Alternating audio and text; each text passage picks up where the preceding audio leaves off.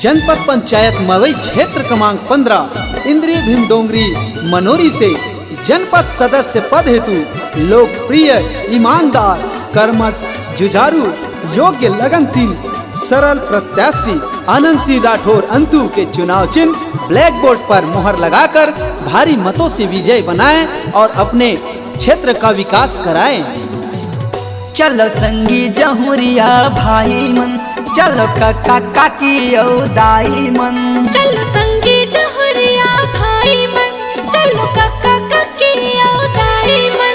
सुनो दीदी भैया और सुनो गसियान, तुमन मोहर लगा हो, मोहर लगा हो, मोहर लगा हो, मोहर लगा हो, तुमन मोहर लगा हो ब्लैक बोर्ड निशान, तुमन मोहर लगा हो ब्लैक बोर्ड निशान। चलो संगी जहुरिया भाई मन, चलो काका काकी दाई मन, चलो संगी जहुरिया भाई मन, चलो काका काकी दाई मन। सुनो दीदी भैया और सुनो गसियान, तुमन मोहर लगा हो, मोहर लगा हो, तुमन मोहर लगा हो, मोहर लगा हो, तुमन मोहर लगा हो ब्लैक बोर्ड निशान, तुमन मोहर लगा हो ब्लैक बोर्ड निशान। जी हाँ, भूलिएगा नहीं, ब्लैक बोर्ड छाप, ब्लैक बोर्ड छाप। अपने क्षेत्र के सर्वोत्तर विकास के लिए हमारे भैया आनंद सिंह राठौर को भारी मतों से विजयी बनाएं और अपने क्षेत्र का विकास कराएं। भूलिएगा नहीं, मतदान दिनांक 25 जून 2022 दिन शनिवार को सुबह 7 बजे से 3 बजे तक मतदान केंद्र पर जाइए और ब्लैक बोर्ड छाप पर मुहर लगाएं। गाँव गली पारा मोहल्ला के यह विकास कराएगा, पढ़े लिखे बेरोजगार लोग रोजगार दिवाएगा।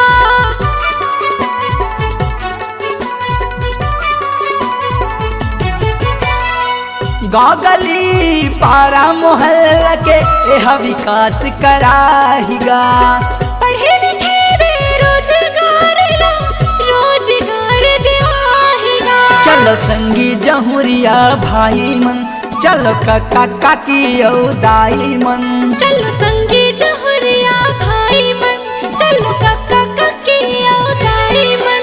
सुनो दीदी भैया और सुनो गसियान, तुमन मोहर लगा हो, मोहर लगा हो, तुमन मोहर लगा हो, मोहर लगा हो, तुमन मोहर लगा हो ब्लैक बोर्ड निशान, तुमन मोहर लगा हो ब्लैक बोर्ड निशान। आपके क्षेत्र के सर्वत्र विकास के लिए हमारे भैया अनंत सिंह राठौर हमेशा तत्पर रहते हैं।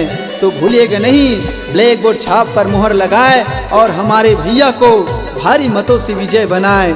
गांव का विकास हमारे भैया अनंत सिंह राठौर के साथ, क्षेत्र का विकास हमारे भैया अनंत सिंह राठौर के साथ। ब्लैक बोर्ड छाप, ब्लैक बोर्ड छाप, भूलिएगा नहीं, ब्लैक बोर्ड छाप।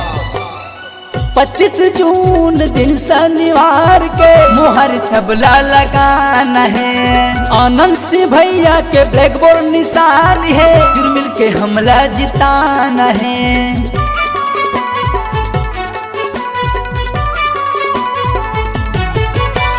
जनपद पंचायत मवई क्षेत्र के विकास हमला कराना है, क्षेत्र क्रमांक 15 के भैया जनपद सदस्य बनाना है। चलो संगी जहुरिया भाई मन, चलो काका काकी दाई मन, चलो संगी जहुरिया भाई मन, चलो काका काकी दाई मन। सुनो दीदी भैया और सुनो गसियान, तुमन मोहर लगा हो, मोहर लगा हो, तुमन मोहर लगा हो, मोहर लगा हो, तुमन मोहर लगा हो ब्लैक बोर्ड निशान, तुमन मोहर लगा हो ब्लैक बोर्ड निशान। चलो संगी जहुरिया भाई मन, चलो काका काकी दाई मन, चलो संगी जहुरिया भाई मन, चलो काका काकी दाई मन। सुनो दीदी भैया और सुनो गसियान, तुमन मोहर लगा हो, मोहर लगा हो, तुमन मोहर लगा हो, मोहर लगा हो, तुमन मोहर लगा ब्लैक बोर्ड निशान, तुमन मोहर लगा ब्लैक बोर्ड निशान, तुमन मोहर लगा ब्लैक बोर्ड निशान, तुमन मोहर लगा ब्लैक बोर्ड निशान, तुमन मोहर लगा ब्लैक बोर्ड निशान, तुमन मोहर लगा ब्लैक बोर्ड निशान।